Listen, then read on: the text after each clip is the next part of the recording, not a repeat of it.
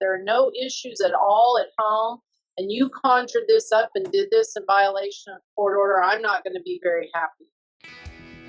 Welcome to Rebel Chaser. My name is Gail, and I've got a video for you from Judge Satterfield in Kansas. And this one kind of got under my skin because this mom allowed her daughter to stay in the room for this entire hearing. And there's a reason why you're not supposed to have them in the room. A very good reason. Mom didn't care. She doesn't care. She truly doesn't care if Dad looks bad. She did this on purpose. And it really angered me because if the judge would have taken her nose out of the papers long enough to watch Mom, she would have seen that her daughter was in the room. Wrongly. Anyway, I'll let you guys watch. All right. We are going to go on the record in the matter of the marriage of Brian Boyer versus Melissa, now known as Beasley. It is 2027 or 2017, excuse me, DM 415. I'm going to cross out all the attorneys here because there are no attorneys involved in this case. Both attorneys previously entered in the case. Joshua Andrews, on behalf of Brian Boyer, has withdrawn. Marlo Hamrick, with legal aid on behalf of Melissa Beasley, has withdrawn. So today, both parties are self-represented. This was scheduled by my administrative assistant as a status of both parties' motions. They were not filed simultaneously, but relatively close in time, to determine whether or not the parties are retaining attorneys. And as I've indicated, none have entered on either party's behalf. And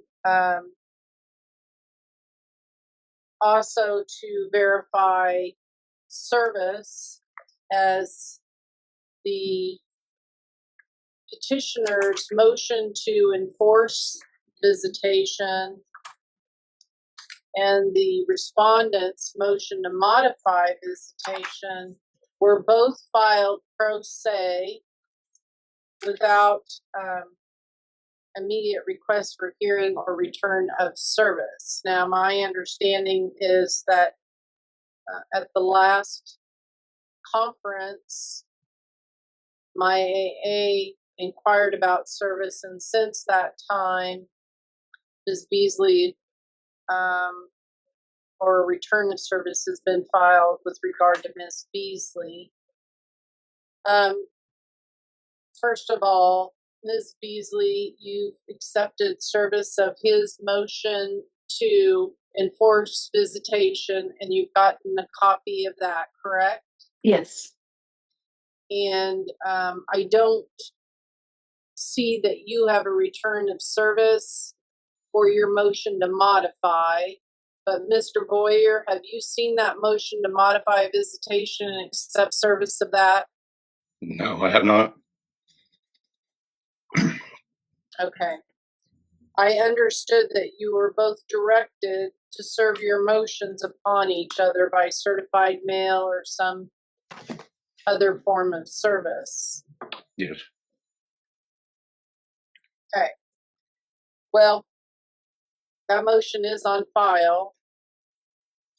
You're going to have to seek a copy from the clerk, or I would suggest, Ms. Beasley, that you send a copy by registered mail and file the certificate of service in the court file to prove that you provided him with a copy, gave him notice, Okay. with the motion. All right. Now, Mr. Boyer, who do you have with you? My now wife, Okay, and what is her name? Tara Boyer. All right, this is a 2017 case, so it's an older case. Originally, there were two minor children that were the children of the marriage when you got divorced, and that was Cheyenne and Chloe. Chloe has aged out because she turned 18, correct? Right. Yes. Okay. So the only child at issue is Cheyenne. She was born in 2012, and so she's about 13, correct? Yes. Okay. Now, when I look back at the file, what I'm showing, which I have to go to the very last court order because it controls the case, the last court order that was entered.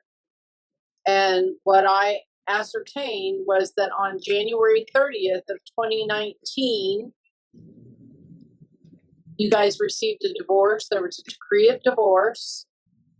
There was also a parenting plan that was filed and a supplemental holiday plan, and that was the last order that was entered by the court, and it gave Dad primary residential custody of the girls. And again, we're only talking about Cheyenne now. She's the only remaining minor of the parenting plan. Mom got first and third weekends, 5 p.m. Friday to 5 p.m. Sunday. Fourth weekend, Friday to Saturday. I think it was 5 to 5, but it wasn't a full weekend. And then she was awarded winter break, spring break, and summer, where then you got the same coordinating weekends. So you flipped that when she had summer custody. Then on 7/23 of 25, Dad filed a motion to enforce visitation because he claimed that Cheyenne was not returned after summer visitation. She was enrolled in school in Douglas, where Mom currently lives, instead of Eureka, where Father lives, where he, as the primary residential parent, had her enrolled in school. Service wasn't obtained. A hearing wasn't requested. One wasn't scheduled. In the interim, a motion to modify visitation was filed by Melissa on 8/6 of 25. Again, no service, no request for a hearing date to give notice of hearing. And it was alleged there that the child did not want to return to Dad and that Mother could not physically force her to return. And so here we are. There was a hearing on 9/30 by notice of our court because nothing had been scheduled to get this thing up off the ground. It is a serious situation, but as I indicated, all of the procedures have to be followed. But we did want to get you together to recognize that these motions are on file. They're conflicting motions, and get this thing scheduled for a full evidentiary hearing if necessary.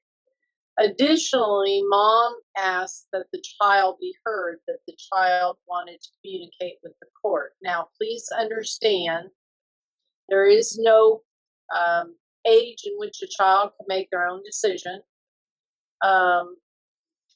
The court does often hear from a child or children, generally, I never want the first recourse to be testimony or involvement in the litigation.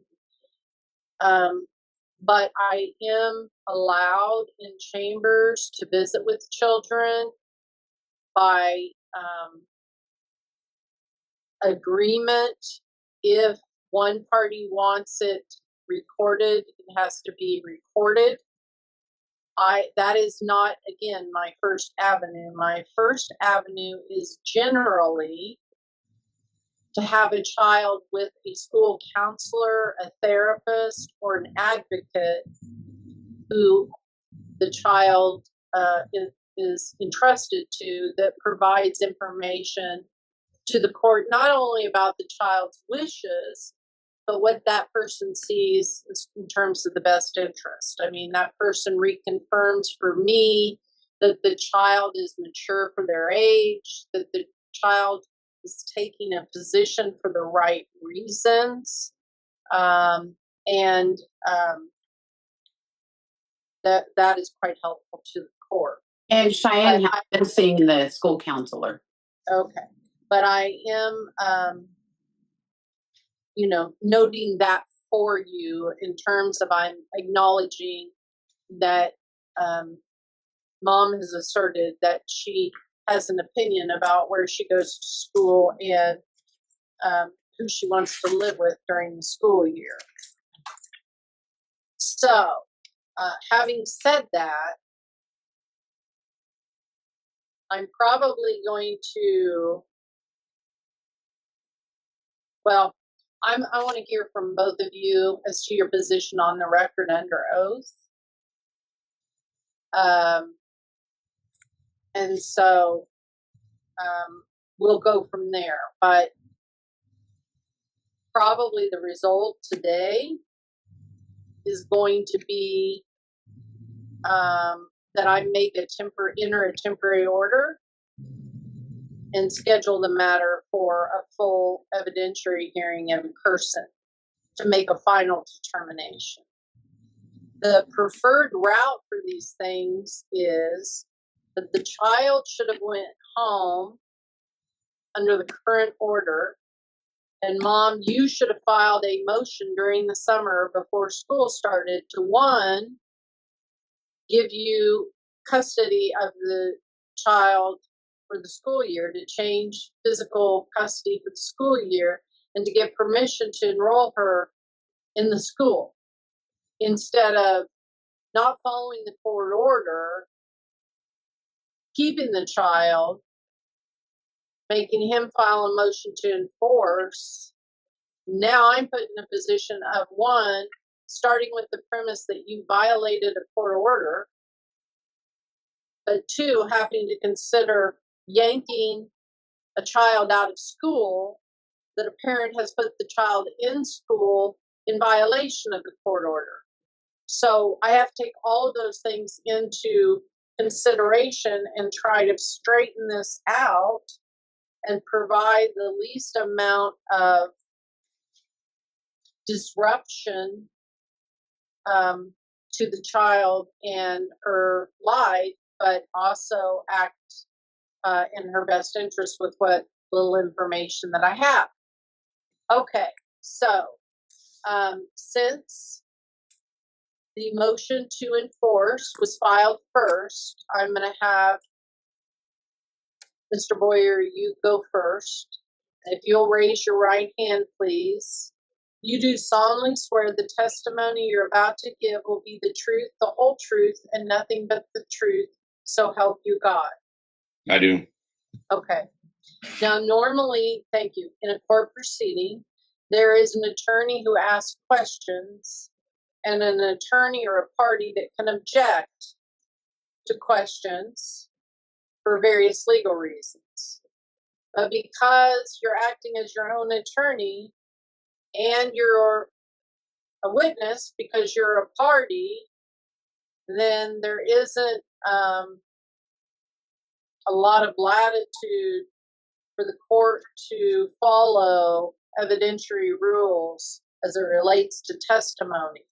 So If during the course of things, one or the other of you has an objection about particular testimony, you need to, in a orderly way, advise the court that you're objecting so that we can try to address it as best we can, given the nature of a self-represented proceeding.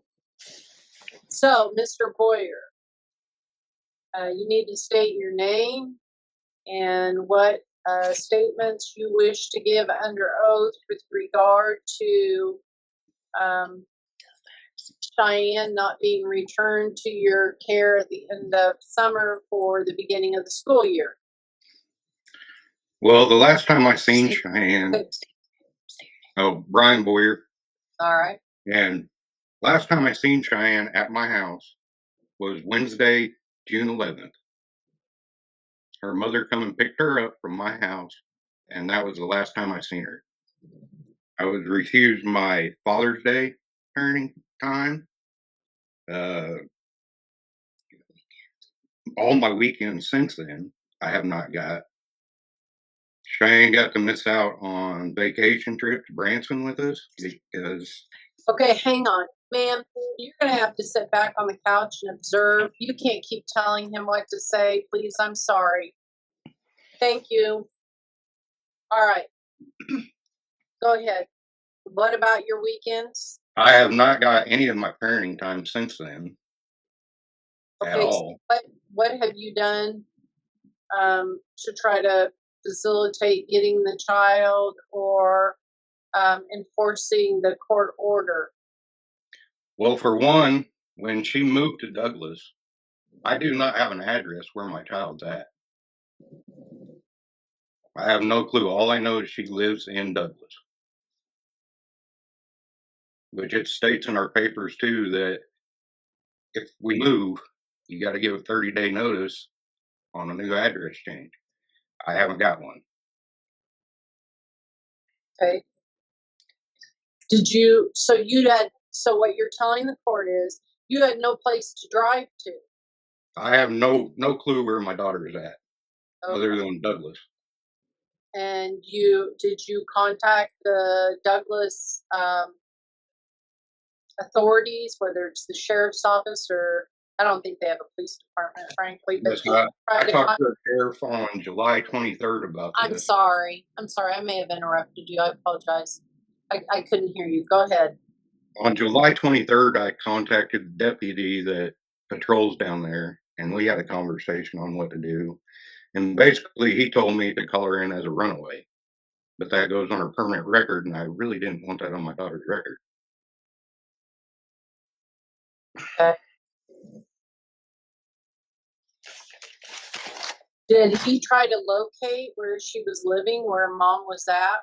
No, because don't know. Did you, does she have her own cell phone? Yes, but it is highly monitored by her mother. Every time I try to call her, you hear it click on record. Okay. So did you talk to your daughter on the phone after June 11th about where she was at, where her mom was living, what residence she was at? All they told me is she lives in Douglas. They won't give me an address. So how many conversations on the phone did you have with your daughter? I've had probably 3 good conversations and a few text messages, Snapchats, but other than that, my daughter really doesn't talk to me anymore. Well, what did she say to you during those discussions about weekends with you and that kind of thing? Well, just our prior court date on the 28th of August, that evening, Cheyenne called me and she stated to me that she wanted to come back to Eureka. She misses all of her friends. She wanted to come home. And that's multiple times that I've heard that from her. I've got a text or a Snapchat from her sister where she thinks that she blew this out of proportion and went too far with all this. So Cheyenne's recognized what she's done, and I just want my daughter home. What are you talking about? A child support enforcement action that was going on? No. Okay.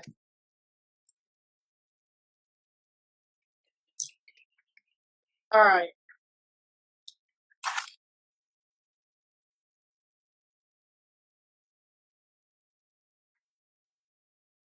So on August 28th, she told you that she wanted to come home and go to school in Eureka? Yeah, and missed all of her friends. Okay. And when did school start in Eureka? Well, it had been the 17th, I think it was. 21st? 21st, yeah. Okay, so this was already past school having started in Eureka. Mm-hmm. Did you enroll her in school in Eureka? Eureka wouldn't let me because Melissa had already enrolled her in Douglas without telling me that she's enrolling her in Douglas.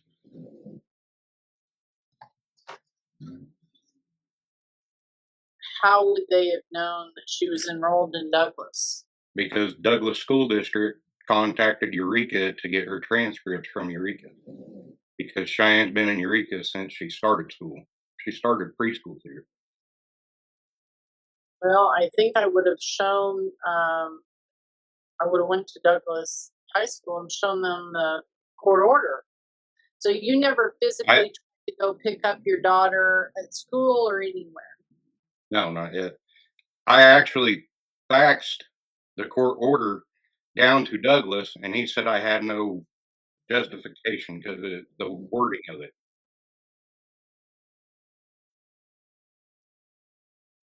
Well, I mean, no court orders generally give precise dates each year, but when summer's over, that means the school year started and you clearly had primary residential custody under those orders. Yes. So, all right. And so, when is the last time that you have spoken with your daughter? It would have been a week and a half ago, probably.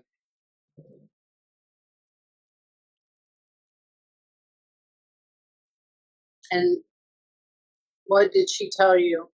We just carried on a decent conversation, and once again, she mentioned that she wanted to come home and she missed all her friends.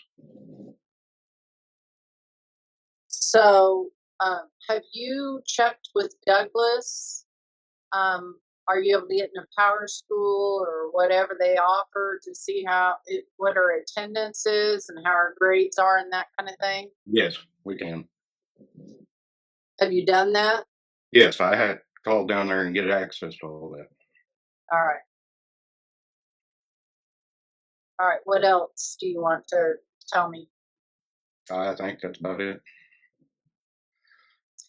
Have you been receiving your child support from Melissa? Yes, I have. And just to note, she is, last I checked, she's like $3,500 in the hole in rear.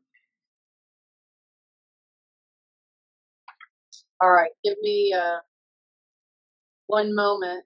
And then, Melissa, I'm going to swear you in and hear from you. Yes, ma'am. Okay, I apologize. I wanted to clarify on the record. I'm trying to figure out when you said you talked to her before the August 28th hearing. Yes, I had my date wrong. That was this last court that we just had a week and a half ago. Okay. Well, our records indicate, and Amy, you can correct me if I'm wrong, that on 8/28, Amy scheduled the 9/29 hearing, which was the status with her as to service and whether or not you were retaining attorneys. Yes. And then she scheduled our hearing today for me to be involved. But you did have a child support hearing on 9/19 that was continued to 11/21 because of our hearing today. Yes. Okay. All right. Melissa, if you'll raise your right hand, please. You do solemnly swear the testimony you're about to give will be the truth, the whole truth, and nothing but the truth, so help you God. I do. Okay, please state your name. My name is Melissa Beasley. Melissa, are you remarried? I am. Okay. And what is your spouse's name? Christopher Beasley. Now, I understand you filed a motion for modification on 8/6/25. Yes, I was having problems filling out my paperwork, so I had to keep doing it. That's my bad. Okay. Well, what's going on? I mean, why are we not following the court orders? So that Tuesday when I picked Cheyenne up from Eureka and we were driving back, she was crying and upset. And she asked me to get residential custody because they both drink and she didn't want to be there. So I encouraged her to go to her dad's weekends, and she always refused. I have sent Tara and Brian both my new addresses in Douglas, and I have those text messages. Cheyenne has gone to Eureka schools her whole life. And for an 8th grade girl who is 13 to ask to be removed from her school that she's familiar with to go to a new school, there's a bigger picture. And she is in counseling, and I'm trying to help her. I'm trying to be her voice. And I have voiced with Brian, and I have copies of them text messages too. I said, I do not want to take our daughter from you. I want the best for her. And right now she's going through some stuff because of their drinking. And she did call him the other day, and I did record that phone call. And she did say she missed her friends in Eureka, but she wanted him to quit drinking. And he said he would put the bottle down if it meant getting her back. And I have that all recorded. I want him to find peace, and I want us to co-parent and raise a stable daughter. And it was not a stable environment. So when she asked me to do something, I did it. And was it right? Probably not. But as a mother, you'll do anything for your child.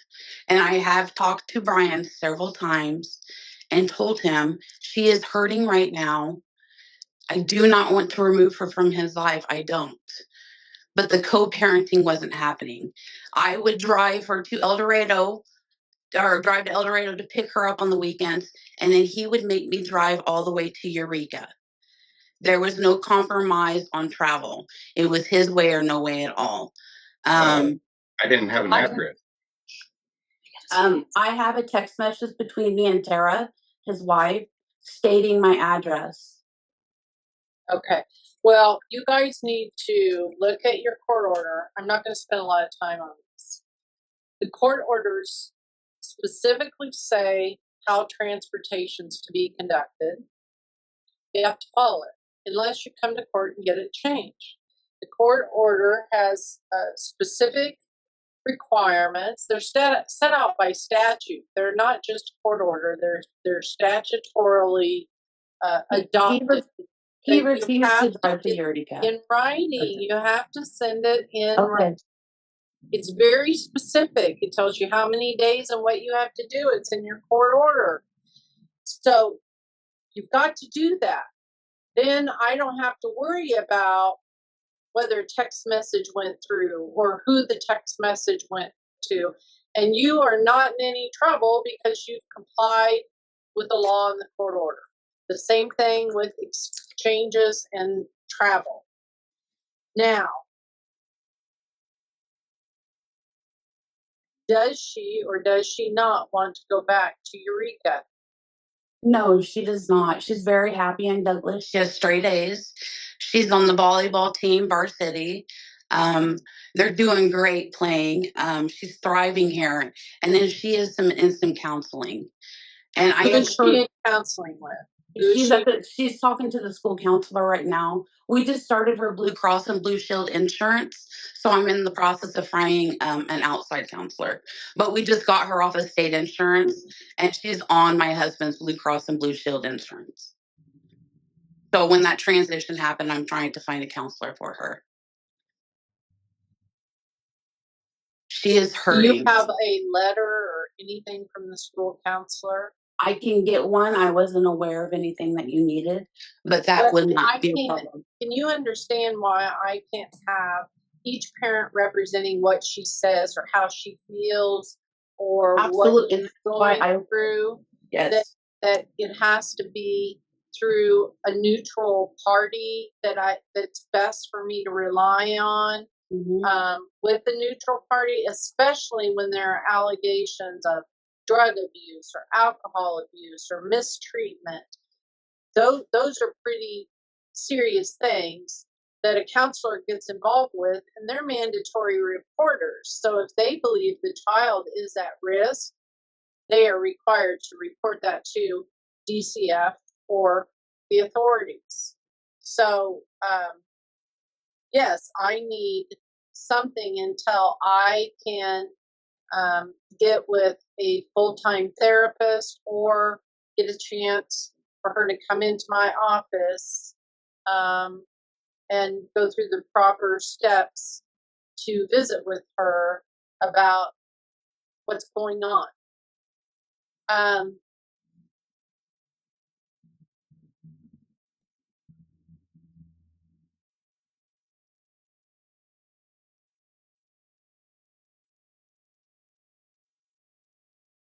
Okay. So she's a 9th grader? She's in 8th grade. How is she on varsity in 8th grade? Varsity and middle school volleyball. She's 18. Oh, okay. 18. Yeah, 18. Okay. And we play in Belle Plaine tomorrow. And I've given Brian that schedule, and he's been to one volleyball game, and he's refused to go on to the rest, which it upsets her. She thinks her dad doesn't love her. So it's hard. Well, I do believe he does, because he was the first one to file something to get recognized by the court that he wanted her to return. And I don't have any reason to doubt that he does love her. Oh, me neither. I'm just telling you how she feels. That's why I wanted her to speak to somebody or you, so she can tell. She wants to have a voice in this. Well, I understand. But you're the adult, and you have to. Yes. All right.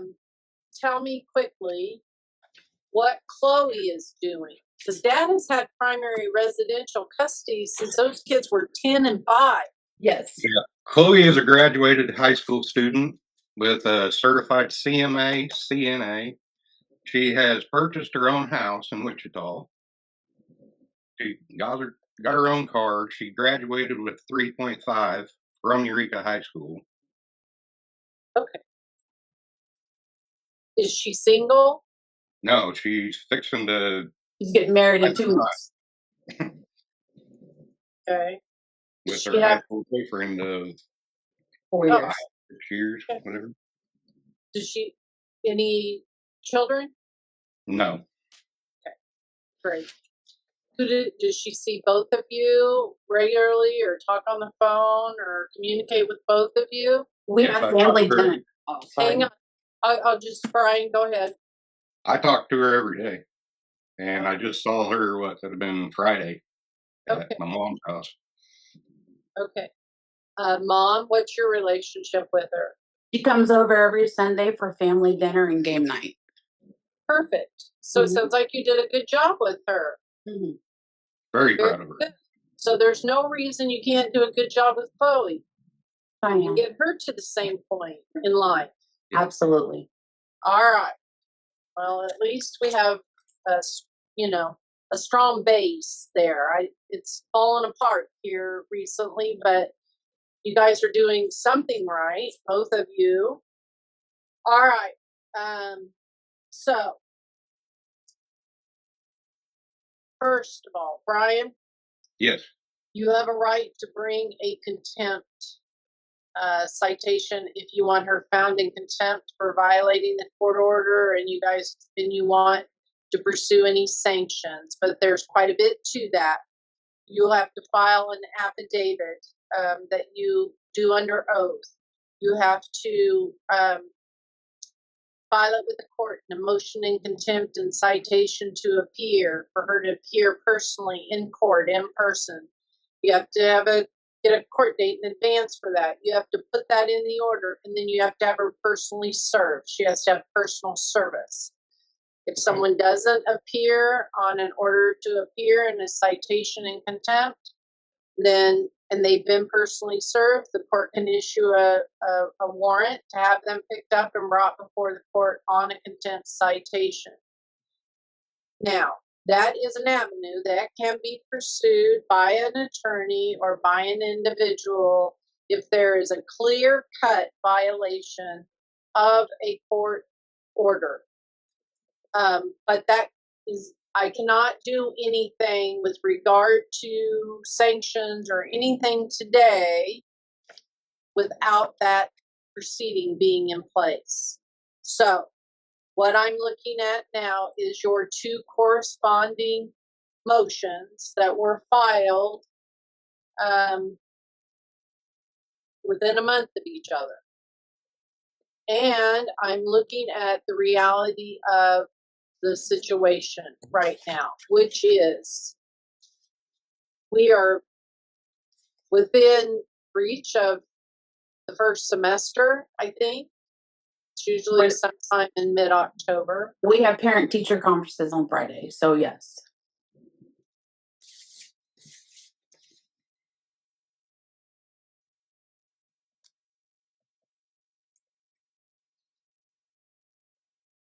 So,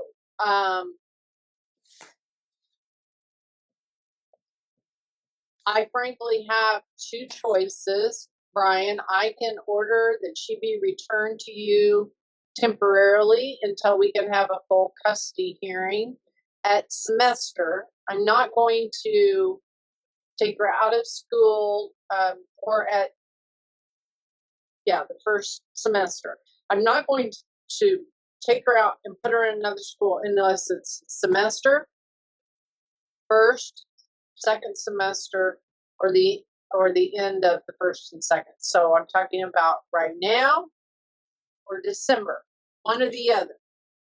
But my preference would be if she's doing well in Douglas, and I tell you what, Mom, if I find out that you have conjured all of this up, no, ma'am, that there is no basis whatsoever for the child to be reluctant to go home, other than she just decided she wanted to do something different. In other words, if there are no issues at all at home and you conjured this up and did this in violation of court order, I'm not going to be very happy. No, ma'am, I promise I did not. This all started because of the child support hearing. As soon as that happened is when all this went to crap. She was with me before that. Well, what's going on with the child support? Why are there even being hearings? Because I filed a motion to modify child support because the girls have been coming home talking about how their mother's making all this big money. Well, her child support was based off of a previous job. So I filed for the motion to modify it. Well, that shouldn't come into any play at all in terms of what's the child's best interest. Correct. So, I think what I'm going to do, Dad, is that I am going to order that until the end of the second semester. She stay at Douglas. I will make a decision by December before the next beginning of the third semester as to where she's going to permanently go. But I am going to leave her at Douglas, but I am going to require that she do those weekend visits with you.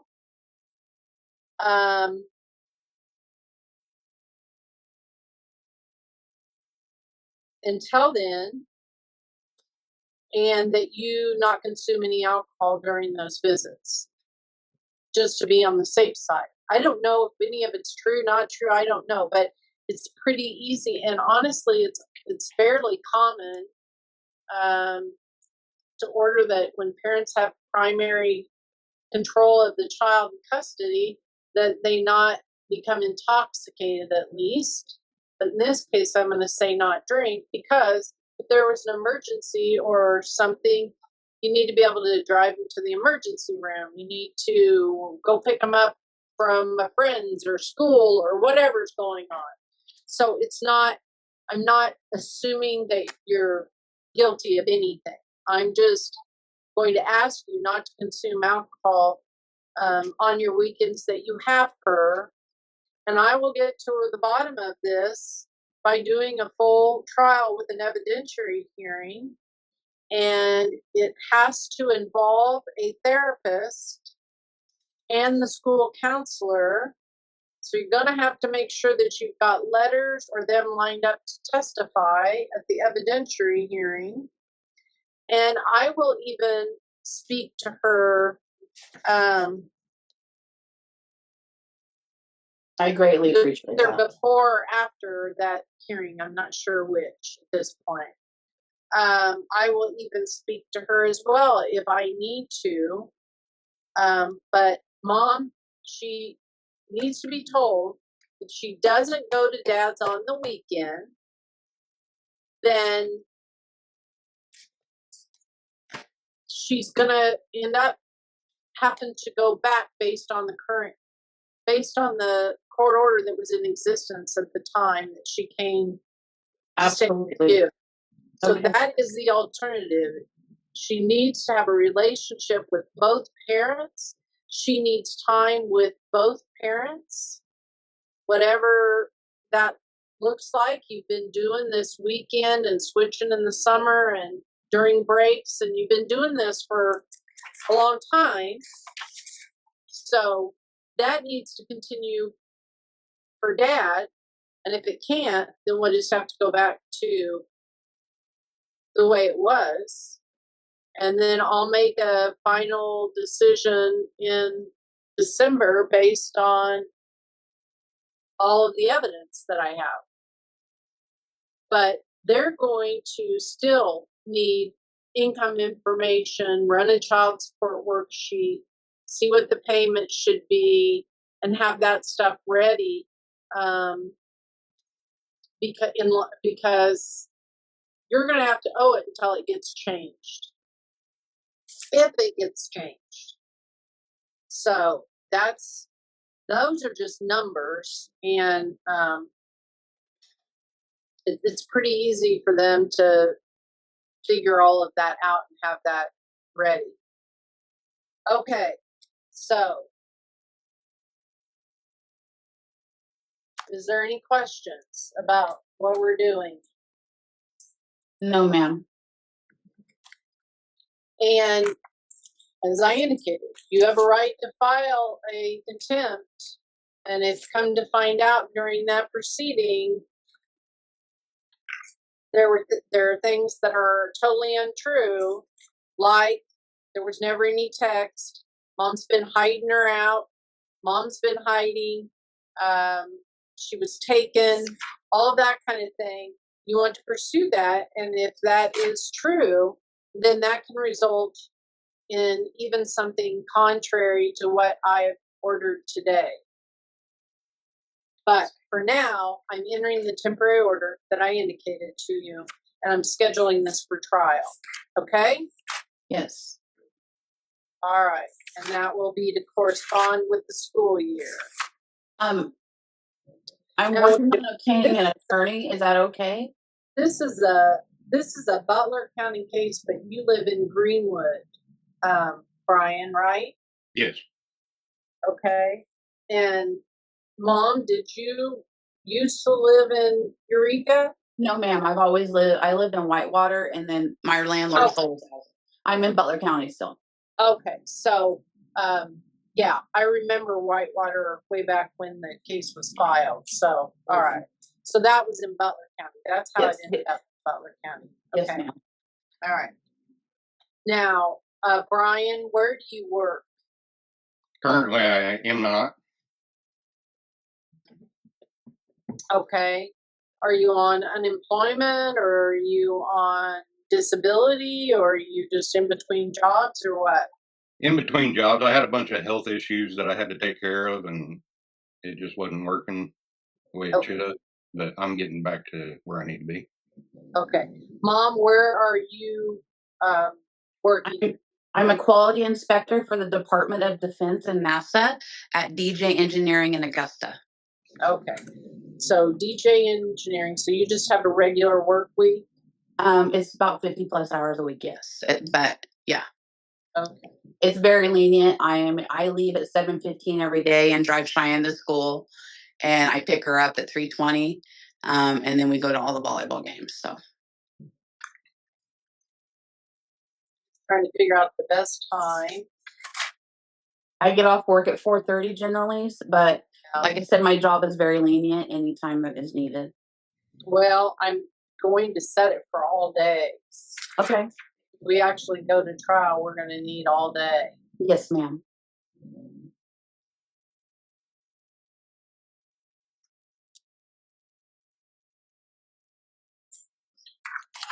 I think probably December 30th is my best day for custody trial.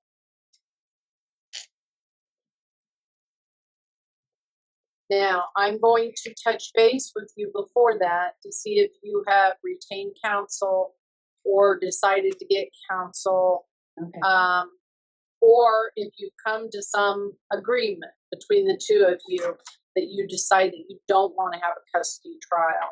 Absolutely. So you can advise me of that. So I will want to check on the status of things in November.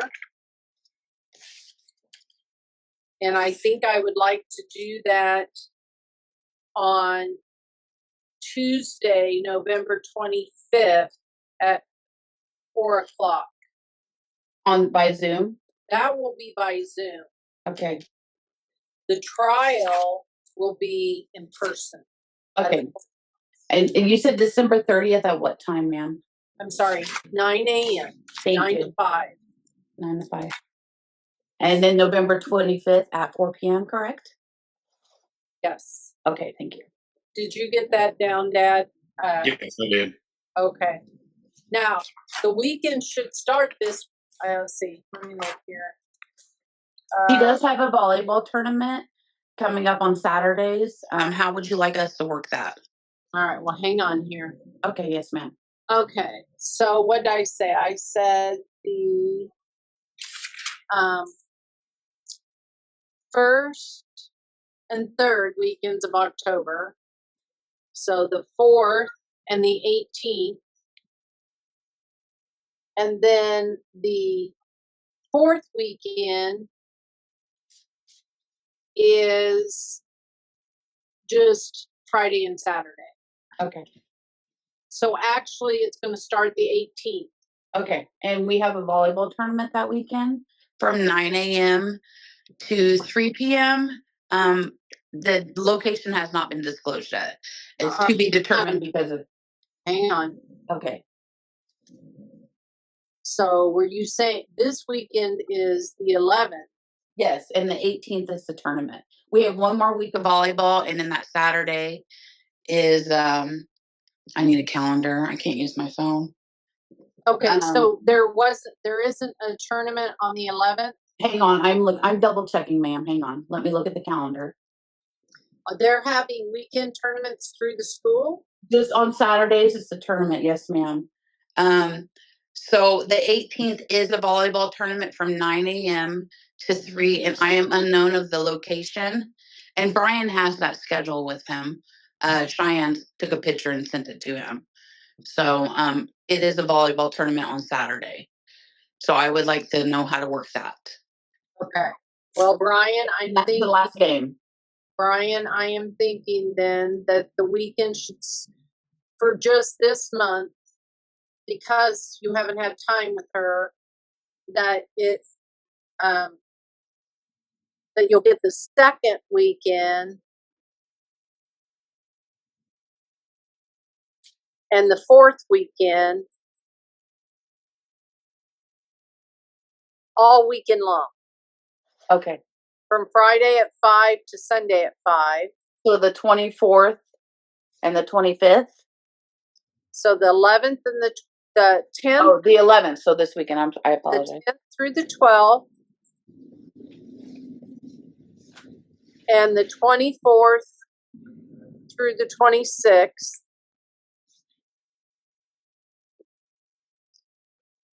And then in November, it will go back to 1st and 3rd, and 4th, just Friday and Saturday. Okay. So it'll go back to what the original plan was, just flipping it. Okay. And then the holiday schedule remains the same. Hang on. And the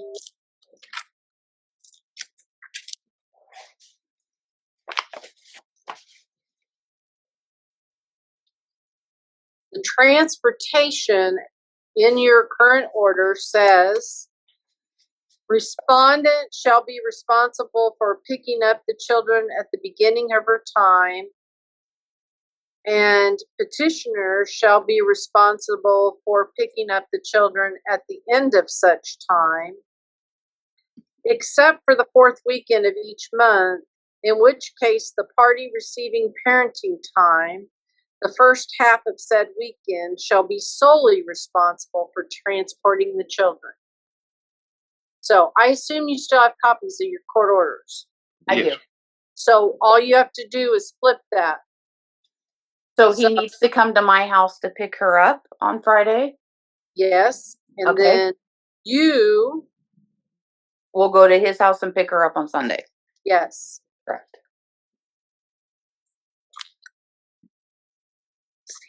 All right. Can you guys live with this for now as the court order and follow it without any more intervention from authorities?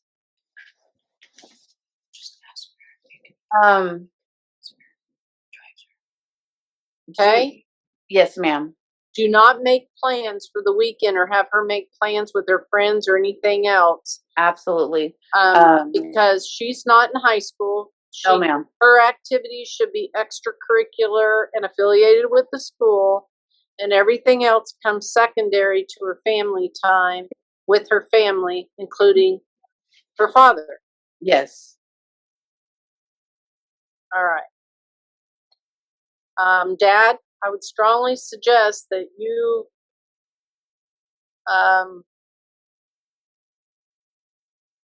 either have witnesses that say you don't consume alcohol very often or at all, and that you don't have an alcohol abuse problem through a drug or alcohol evaluation, or if you can disprove all of it, you're free to do that. If you do have an issue with depression or drinking, you've fallen on some hard times with work, hey, just get into therapy or treatment. And only you can decide, and only you and your wife know what's really going on. And I will leave it at that. As I stated, I am not prejudging anything. But I am suggesting if there is a problem, that it needs to be acknowledged and needs to be addressed. And I'm hopeful that just by prohibiting it, and if you don't have a problem, that it just simply won't be an issue. So I don't know, but I want to see things get back, or us get you back on a good path, both of you. So anything else that needs to come before the court today? No, I ma'am. don't think so. I generally, if there are attorneys, I have them journalize whatever I order based on their motions. So that would be, Melissa, you filed a motion, it's been partially granted, And I will get that served correctly to him. and I would have you do an order that summarizes what occurred. But I doubt that you probably will get that put together, because our success rate with that with self-represented folks is not very good. So I will try to put something together and get it filed. I am going to be out of town for a few days, and we have a holiday on Monday where the court's completely closed.